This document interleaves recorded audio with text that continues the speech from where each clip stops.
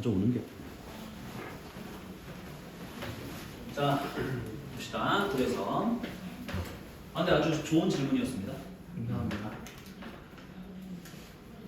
볼게요. 자, 예를 들어 신이 최초로 언급되는 고대 그리스 문헌에서 신들은 만물을 질서에 따라 배치하는 권능을 가진 존재로 서술되어 있는데 이런 이야기를 통해 인간은 이성으로 파악할 수 없는 섭리를 밑줄 이성으로 파악할 수 없는 섭리 어떤 영역? 궁극적 영역. 궁극적 이런 섭리를 신들의 권능으로 여김으로써 자연이 아무리 거칠고 난폭해도 일정한 질서에 따라 운행할 것이라는 믿음을 갖고 비로소 안도하게 된다. 밑줄. 일정한 질서에 따라 운행할 것이라는 믿음. 이제 신들이 권능을 가지고 어떤 질서를 가지고 있는 존재니까 아무리 난폭하더라도 그래도 일정한 질서가 있을 거야 라고 믿었다고. 그래서 비로소 안도하게 된다. 이러한 자기보호 기능에서 더 나아가 밑줄 자기보호 기능. 이게 바로 자기보호 기능이었던 거야. 안도하는 거, 안전을 도모하는 거. 신화는 다양하게 변주되어서 밑줄 다양하게 변주. 신화는 다양한 모습으로 있으니까 인간이 추구하는 가치를 함축하는 서사로 진화한다. 밑줄 인간이 추구하는 가치를 함축하는 서사로 진화 동그라미. 이제 이전까지의 아주 옛날의 신화는 자기를 보호하는 기능만 가지고 있었어. 안전을 도모하기 위해서. 근데 그 이후에는 어떤 가치를 함축하는 서사로 진화하기 시작한 겁니다. 신화의 의미는 고정불변의 실체가 아니라 밑줄 고정불변의 실체가 아니라 다양하게 변주되고 진화한다는 거지. 신화의 전승과 수용 과정에서 역사적 존재인 인간의 문화적 선택에 따라 의미의 선택과 변이가 일어나는 것이다. 밑줄 역사적 존재인 인간의 문화적 선택에 따라 밑줄 의미의 선택과 변이. 이게 변주되고 진화하는 거죠. 이제 그래서 신화라고 하는 건 옛날에는 자기보호 기능을 하다가 점점 선택과 변이가 일어나면서 어떤 가치를 지니는 이야기로 바뀐 겁니다. 뭐 예를 들어서 착하게 살아야 한다. 혹은 뭐 한 여자만을 사랑해야 한다. 뭐 그런 것들. 블루메베르크의 학문적 탐구는 인간이 자기 자신과 세계를 이해해가는 역사적 과정 속에서 은유가 담당한 역할과 신화의 기능, 우리가 신화를 변형시켜온 과정 등을 검토함으로써 밑줄 인간 실존의 창조적 본성을 드러냈다는 점에서 의의까지 이제 이렇게 보겠습니다. 넘어갈게요. 정리하고 가자. 그 마지막 문단 위에 그러니까 마지막에서 두 번째 문단이죠. 신화 이야기했던 거. 자, 정리를 해보자면 이 신화라고 하는 건 자기 보호 기능이 있어.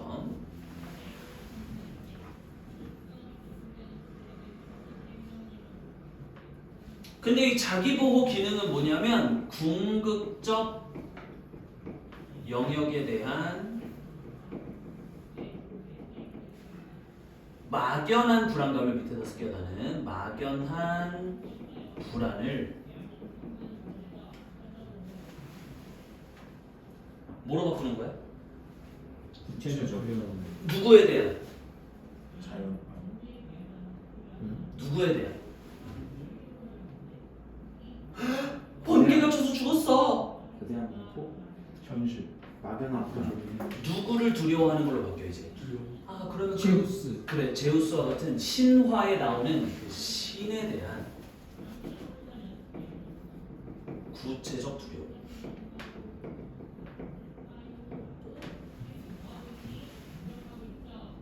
으로 바꿈으로써 안전을 도모하는 거죠. 안전 도모.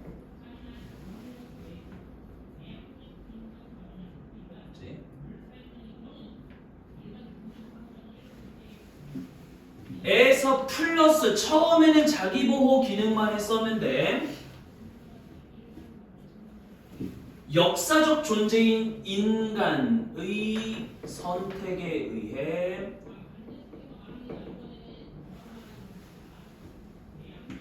선택과 변이가 일어난다. 뭐 변주되고 그리고 진화한다.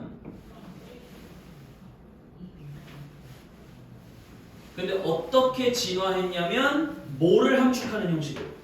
인간이 추구하는 거. 그렇죠. 인간이 추구하는 가치를 함축하는 가치 함축. 이전까지는 자연에 대한 두려움을 해소하기 위한 거였다면 이제는 어떤 교훈까지 전달하고 싶었던 거죠. 그치? 그래서 고정 불변이 아니더라. 계속해서 바뀌고 진화한다. 문제 볼게요. 자, 문제는 비교적 쉬웠습니다. 1번. 은유가 신화를 대체하여 철학적 탐구의 대상이 된 과정을 설명하고 있다. 은유가 신화를 대체했어? 아니죠. 연결됐었습니다. 은유 이론이 신화 이론으로 연결됐었던 거지. 2번. 은유와 관련하여 특정 학자가 주창한 개념을 설명하고 주창한 게 뭔데? 주장. 주장하다, 주창했다는 만들어낸. 주창했다는 어떤 개념을 새로 만들어냈다라는 뜻입니다. 정훈아! 뭐가? 나 지금 뭐 얘기하고 있는데?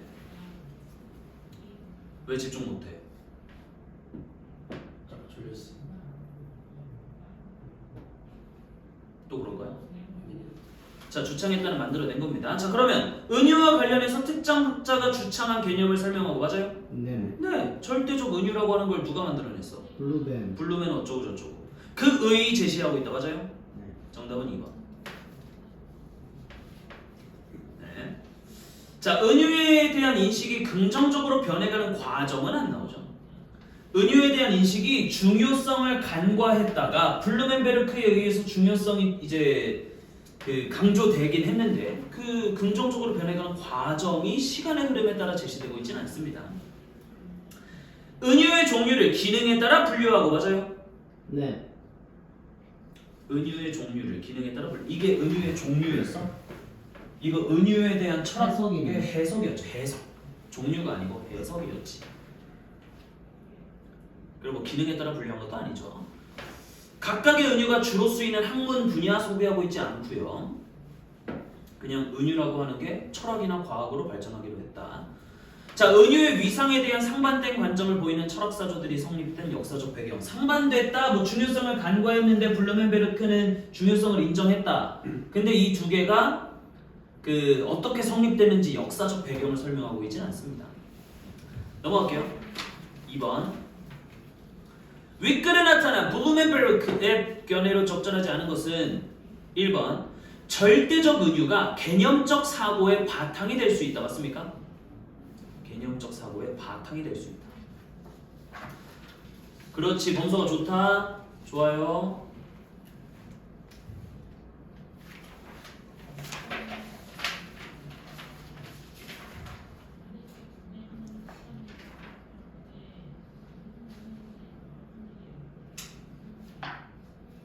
있다. 어디? 네. 철학적 언어의 근본 바탕이 되는 것인데 철학적 언어가 이제 그거죠. 개념적 용어. 개념적 사고의 바탕. 그런- 이 된다고 맞춰져 있네요, 그냥. 어디죠? 어디 있어요? 세 문단의 첫 번째 있네. 네, 3문단의 첫 번째 줄이죠.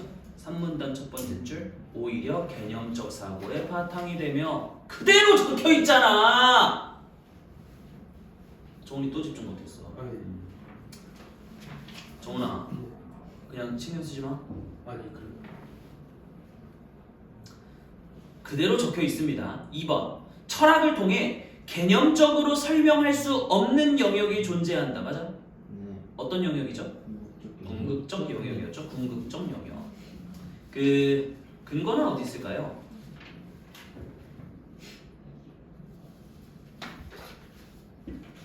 개념으로 설명할 수 없는 궁극적인 질문들. 또 맞는데 그럼 철학 얘기는 어디 나오죠? 이게 문제에서 철학을 통해 개념적으로 설명할 수 없는 영역들이 존재한다 했잖아. 4문단 보겠습니다. 4문단에 자, 세 번째 줄에 두려움을 떨치려고 애써왔고 철학, 과학 등의 지성적 결과물 찾았죠. 그래서 철학을 통해서 두려움을 떨치기 위해서 지성적인 결과물들이 있었습니다. 근데 네 번째 줄 마지막에 하지만 그런 노력에도 불구하고 철학을 발전시키고 과학을 발전시킨 노력에도 불구하고 여전히 인간이 개념으로 규정할 수 없는 궁극적 영역들이 있는 내용이죠. 그래서 철학을 통해서 규정할 수 없는 궁극적 영역들이 있는 거죠. 그렇게 연결되는 거지. 3번 은유 중에는 개념적 용어로 대체되는 것이 바람직한 경우도 있다. 맞습니까? 맞죠? 몇 번째 해석이야? 인정했잖아요 그냥. 두 번째에서 인정. 두 번째 해석인데 그걸 인정했으니까. 그렇죠? 불완전한 인식과 추측이라고 하는 대체 가능하다는 이 두 번째 해석을 인정했다고 블루멘베르크는. 아, 좋았습니다. 4번 신화는 전승 과정에서 역사와 무관한에서 벌써 틀렸죠. 역사와 무관하지 않지. 왜냐면 신화를 전승하는 그 주체가 누군데? 역사적 인물. 역사적 역사 사람. 인간이 어떤 존재였죠? 역사적 존재였잖아요. 봐봐, 글로 확인해. 자, 5문단 마지막에 신화의 전승과 수용 과정에서 역사적 존재인 인간의 문화적 선택에 따라 맞죠? 그래서 역사와 무관한 X 쳐두시고 우연적 변이도 아니지. 그치? 5번 보겠습니다. 그래서 4번이 정답이었고요. 자, 절대적 은유는 이성으로 인식할 수 없는 영역을 표현하는 이미지, 즉 궁극적 영역에 대한 형상을 제공했었죠.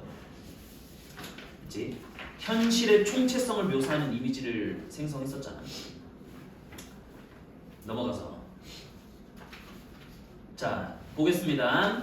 1609년에 천문학자 케플러는 지동설을 주장하는 저서 새로운 천문학을 쓰는 목적이 천상의 기계가 신의 유기체를 닮은 게 아니라 시계를 닮았음을 입증하려는 데 있다. 비줄 시계를 닮았음을 입증하려는 데 있다. 그럼 이건 천상의 기계, 천상의 어떤 그런 그 질서를 뭐에다가 비유한 겁니까? 시계에다가 은유한 거지. B. 소리 그늘은 자, 소리 그늘 은유 쓰였어요? 아니요? 쓰였습니다. 그늘, 밑줄처럼 그늘. 자, 그늘이라고 하는 건 우리가 시각적으로 인식하는 거잖아. 근데 소리에도 그늘이 있다라고 은유한 겁니다. 장애물에 막혀서 소리가 전달되지 못하는 영역을 가리키는 용어인데 소리는 가시광선에 비해 회전이 많이 되기 때문에 일상에서 소리 그늘에 해당하는 영역을 찾는 것이 매우 어렵다. 그래서 그냥 뭐라고 불렀던 거야? 소리 그늘. 그래서 그냥 소리 그늘이라고 불렀던 거야. 그러나 소리 그늘에 대한 사고는 빛에 대한 시각적 경험을 바탕으로 다양한 실험을 실시하여 소리의 공간상의 분포를 이해하고 음향학을 발전시키는 데 도움이 되었대. 그치? 이렇게 해서 그 은유로 인해서 어떤 학문이 발전하는 데 도움이 된 거죠. C. 다윈은 요거 써놓고 가자. 그래서 다양한 실험을 실시해서 미주쳐봐. 소리의 공간상의 분포를 이해하고 음향학을 발전. 음향학은 뭐의 일종인데? 과학의 일종이지. 그럼 밑에다 써봐. 과학 발전. 그러면 소리 그늘이라고 하는 은유 때문에 과학이 발전했잖아. 맞죠? 그러면 그 소리 그늘이라고 하는 그 은유는 뭐라고 볼 수 있을까? 과학을 발전시킬 수 있는 그런 은유가 뭐가 있었죠? 절대적 은유예요. 절대적 은유. 그래서 쓰세요. 절대적 은유.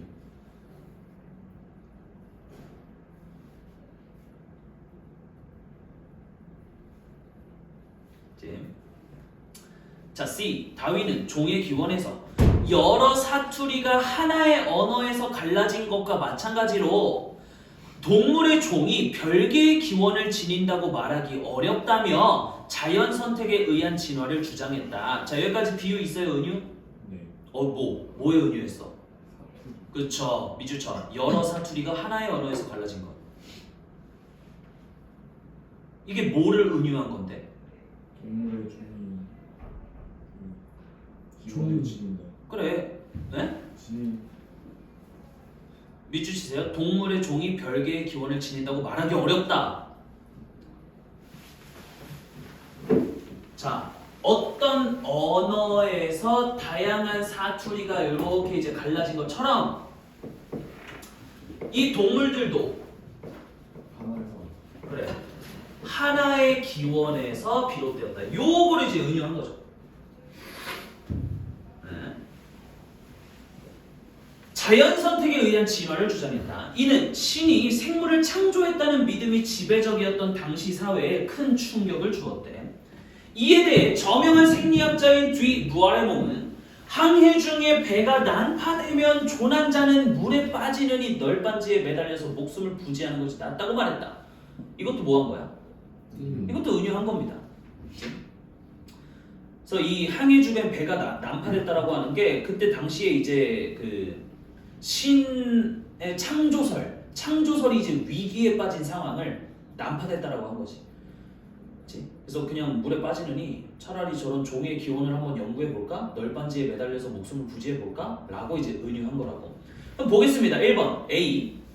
시계라는 표현이 천체가 정교한 과학적 법칙에 따라 운행한다는 케플러의 세계관을 이미지로 드러내기 위해 사용된 것이라면 디귿으로 볼 수 있겠고. 디귿이 뭐였냐면 절대적 은유였습니다. 기역은 1번 해석이었고 니은은 2번 해석이었어요. 이거는요. 디귿이요. 네. 천체가 정교한 과학적 법칙에 따라 운행한다는 케플러의 세계관을 이미지로 드러내기 위해 사용했대. 아닌 것 같아요. 자, 밑줄 쳐봐. 천체가 정교한 과학적 법칙에 따라 운행한다는 케플러의 세계관. 이성적으로 인식할 수 있습니까? 아니요. 없지. 그럼 이거 어떤 영역인데? 궁극적 영역 써놔. 궁극적 영역이잖아. 이성으로 인식할 수 없다고. 앞에 봐봐. 첫 번째 페이지 3문단 보겠습니다. 밑에서 세 번째 줄.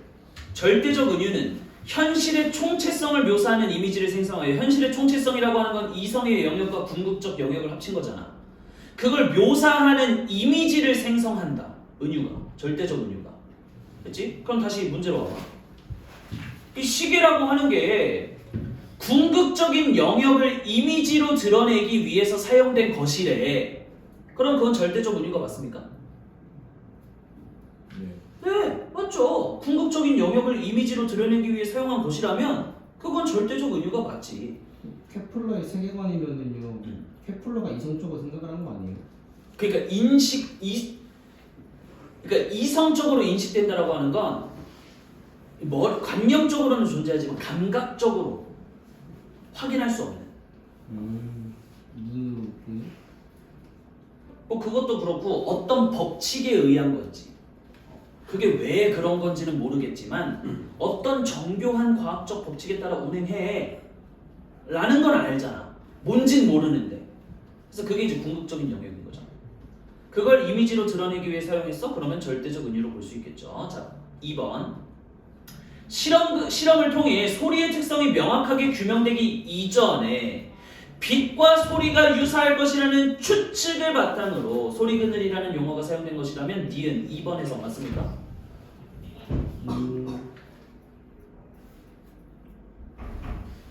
네. 네. 소리의 특성이 명확하게 규명되기 이전에 불완전한 인식이잖아. 빛과 소리가 유사할 것이라는 추측을 바탕으로 체크해놔야 돼. 니네 소리의 특성이 명확하게 규명되기 이전 하고 써놔. 불완전한 인식. 불완전 인식. 그리고 추측 밑줄. 불완전한 인식과 추측이잖아. 그렇게 소리 그늘이라는 용어가 사용된 것이라면 2번에서 맞죠. 3번. 소리가 전달되지 않는 영역이 존재하기 어렵다는 것이 밝혀진 상황에서 그렇죠? 그러면 2번은 아니네. 소리 그늘이라는 용어가 시각적 경험을 환기하여 밑줄 소리에 대한 이해를 돕기 위해 사용된 것이라면 기억으로 볼 수 있겠고 맞습니까? 네, 수사적 기법 맞죠? 그냥 표현을 강화하기 위한 수단이에요. 이해를 여기서 말하는 이해를 돕기 위해 사용됐다는 표현을 강화한다라는 뜻입니다. 써두세요. 표현 강화.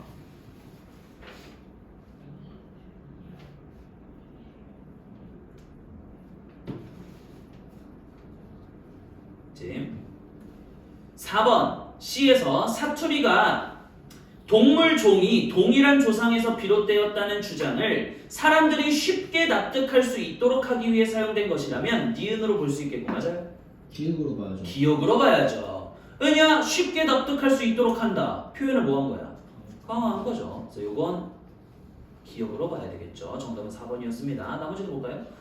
조난자가 살아남기 위해 널빤지에 매달려야 한다는 디 보아레몽의 말이 기존의 신념 체계가 흔들리는 상황 속에서 인간이 취해야 할 삶의 자세를 나타낸 것이라면 밑줄 인간이 취해야 할 삶의 자세. 항해는 디귿으로 볼 수 있겠군. 앞에 볼게요. 두 번째 페이지. 첫 번째 줄. 절대적 은유는 인간이 세계를 대하는 기본 자세와 태도를 표현한다. 찾았습니까? 네. 그래서 인간이 취해야 할 삶의 자세를 나타낸 것이라면 항해는 절대적 은유로 볼 수 있겠죠. 마지막 문제 볼게요. 자, 마찬가지로 적용하면서 읽어보겠습니다. 그리스 신화에 등장하는 신들 중 하나인 프로메테우스에 대한 가장 오래된 기록으로 꼽히는 것은 기원전 700년경에 쓰인 헤시오도스의 신통기이다. 인간을 사랑한 프로메테우스는 소를 잡은 뒤 뼈를 질 좋은 고기로 덮어서 먹음직스럽게 보이도록 한 것을 제우스에게 제물로 바치고 살코기는 인간에게 주려고 했다. 왜? 인간을 사랑했으니까. 이를 간파한 제우스가 더 이상 지상에 번개를 내리지 않아서 인간들이 불을 사용할 수 없게 되자 프로메테우스는 몰래 불을 훔쳐서 인간들에게 주었다. 이에 분노한 제우스는 프로메테우스에게 벌을 내리고 인간 세계에 판도라라는 여자를 보내어 재앙을 퍼뜨리게 한다. 이렇듯 신통기는 제우스에 대한 프로메테우스의 기만 행위와 그로 인한 인간 세계의 불행에 초점을 맞추며 프로메테우스에 대한 응징이 정당함을 강조한다. 그럼 볼게요. 밑줄 쳐보자. 프로메테우스의 기만 행위. 그로 인한 밑줄. 그로 인한 인간 세계의 불행.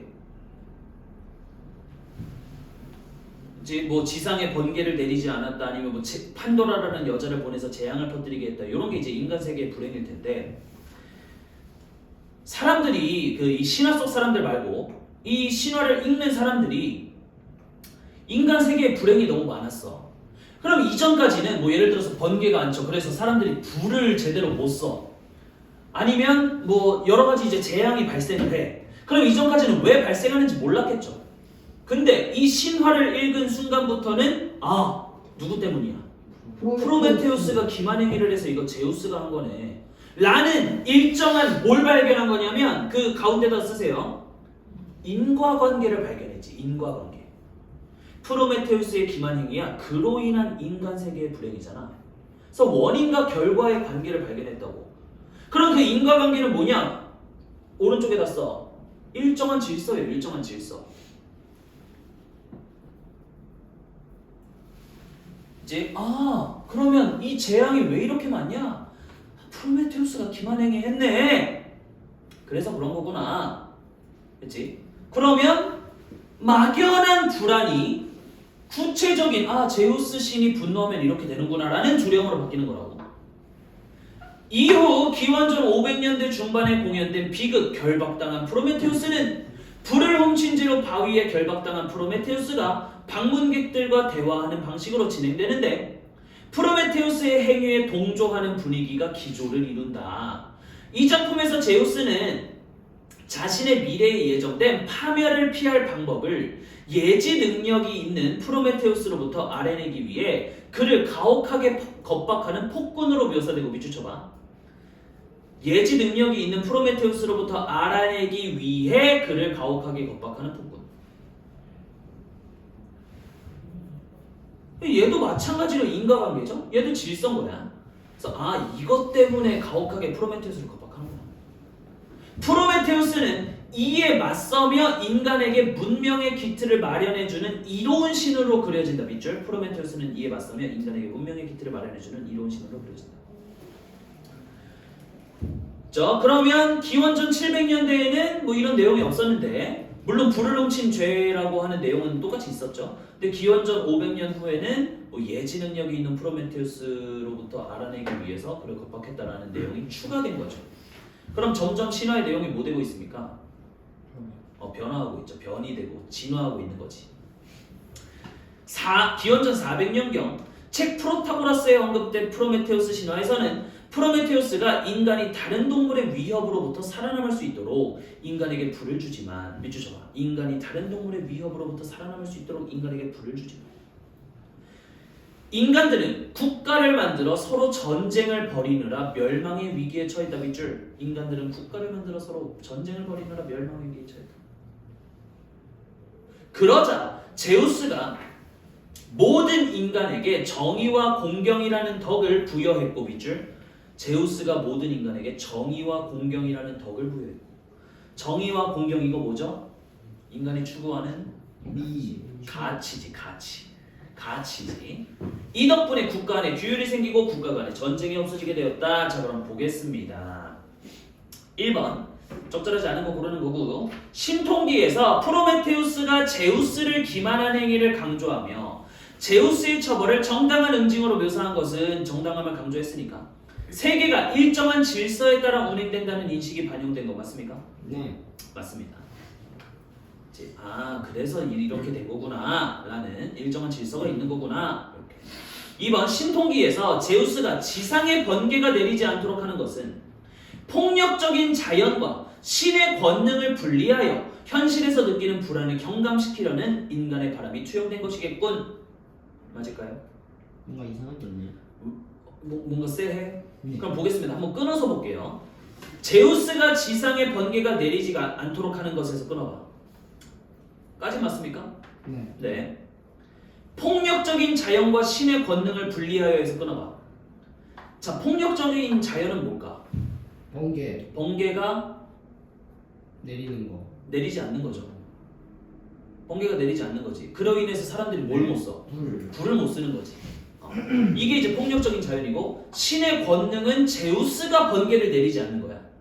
그러면 폭력적인 자연과 신의 권능을 분리하여 맞아? 오히려 뭐 한 건데? 합쳤죠. 연결한 거죠 이거는. 그래서 이건 폭력적인 자연. 왜 번개가 안 떨어져서 왜 불을 못 쓰지? 제우스가 빡쳤구나 라고 연결 짓는 거라고. 분리하는 게 아니고. 그럼 뒤에 현실에서 느끼는 불안을 경감시키려는 인간의 바람은 맞아요? 네. 이건 맞죠. 그래서 얘는 분리가 아니라 연결로만 바꾸면 맞는 선지가 되겠지. 그래서 정답은 2번이었습니다. 그치? 이 표현을 기억해 두세요. 폭력적인 자연과 신의 권능을 연결한다라고 하는 건 번개가 안 치는 건 제우스 때문이구나 라고 연결하는 거야. 이해됐어? 범석이 알겠어? 3번 결박당한 프로메테우스네요. 500년대 제우스를 가혹한 폭군으로 묘사한 것은 맞죠? 프로메테우스가 인간에게 불을 건넨 행위의 긍정성을 강조하기 위해 신화의 내용을 변주한 것으로 볼 수 있고 일단 신화의 내용 변주됐습니까? 네. 네. 그리고 제우스가 폭군이라고 바뀌면 프로메테우스에게 긍정성이 부여돼? 네. 부여되죠. 그치? 제우스 나쁜 놈이야. 그 나쁜 놈에게서 불을 빼앗은 프로메테우스는 좋은 사람이야가 되잖아. 그치? 그래서 3번도 맞고요. 4번 프로타고라스네요. 기원전 400년. 제우스가 모든 인간에게 덕을 부여했다는 내용이 추가된 거 맞습니까? 네. 네. 생존 기술보다 시민적 덕목을 중요시하는 문화적 선택에 의한 건 맞아? 네. 맞죠? 자, 앞에 보겠습니다. 마지막에서 그 5문단 마지막. 신화의 전승과 수용 과정에서 역사적 존재인 인간의 문화적 선택에 따라 의미가 선택되고 변했다. 그렇지?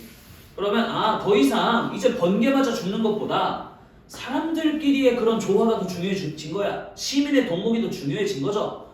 역사가 흐르면서 시간이 흐르면서 그래서 문화적으로 선택한 거지 그냥 그렇게. 됐지? 이런 가치를 함축시켜야 되겠다라고. 5번 신통기와 결박당한 프로메테우스에서 프로메테우스와 제우스의 지적 능력의 우열이 상반되게 나타나는 것은 맞아요? 네. 왜? 신통 신통기에서는 위에서는 프로메테우스에 대한 인식이 그거는 지적 능력이랑은 상관없죠. 프로메테우스가 하는 짓이 멍청해요. 손을 잡은 뒤 뼈를 질 좋은 고기로 덮어서 먹은지 보이도록 한 거는 다음에 그치? 근데 제우스는 그걸 어떻게 해? 알아채요. 그걸 간파했지. 프로메테우스는 제우스를 속이려고 했고 제우스가 그걸 간파했다고. 근데 결박당한 프로메테우스에서는 프로메테우스에게 뭐가 있어? 예지 능력. 그치, 예지 능력이 있잖아. 근데 제우스는 예지 능력이 있어 없어? 없어요. 없어요. 겁박하는 폭군이라고. 그러면 신통기와 결박당한 프로메테우스에서 프로메테우스와 제우스의 지적 능력의 우열이 상반되게 나타냈다. 서로 역전됐다. 그건 신화의 의미가 고정된 것이 아니라는 점을 보여주는 것이겠고 맞습니까? 네. 자, 마지막 어휘 문제입니다. 3문단에 있네요. 그 질문들은 이성을 통해 인식 가능한 영역을 넘어선으로 어떤 그 영역을 넘어선대. 정답은 3번. 3번. 잘했습니다. 자신의 역량을 넘어선다. 능선을 넘어서는 건 물리적으로 넘어선 거고 진짜 넘어간 거고 한 살이 넘어간 건 시간이 흐른 거고 역량을 넘어서는 건 어떤 기준에서 이제 초과한다는 뜻이지. 부엌문을 넘어서는 것도 물리적으로 진짜 이동한 거고 고비만 넘어서는 것도 마찬가지인 거고 여기 5번에서의 넘어서다는 극복하다라는 뜻이죠. 극복하다. 오케이. 요렇게 자 솔직하게 말하세요. 시우는 그 채권까지 다 했다 이거 이번에 그 어제 한 것도 다 했어요. 어제 한번 다 했어? 네. 연금까지? 네. 범석이는 지금 채권하고 채권하고 있어? 로티 했어? 뿌리옥 했어? 그러니까 우리가 한 게 로티 그 게임 언어 게임 그리고 뿌리옥 채권 그리고 채권 그리고 연금 그리고 은유 이렇게 있습니다. 5개 했어요. 저는 지금 프리츠 보고 있습니다. 야? 뿌리호. 뿌리호? 로티는 뿌리촉 아니고 뿌리호 뿌리. 안 하고 있는데 로티는 다 했어. 재욱이는 저 그 뭐지? 로티 2개 있잖아요. 거기서 동그라미 하고 있어요. 근데 나머지 한 개 했어요. 저 루티 하나밖에 안 했어요. 그러니까 그냥 그 지지난주에 머물러 있네. 재욱이. 그럼 또 그냥 그 1학년, 2학년 때랑 마찬가지로 해야 돼. 그냥 해야죠. 너 스카 가지 않냐 얘랑? 끝나고? 전 안 가고 쩌는 겁니다. 근데 스카 가서 뭐해? 브롤스타즈 해? 롤프체스 해? 아니 근데 그냥 편하게 그냥 엄마 눈치 안 보고 게임하러 가냐? 아니. 저 스카가 그거 뭐? 스터디 스터디 카페. 카페. 스터디 카페. Yes, yes. 저 끊어주세요.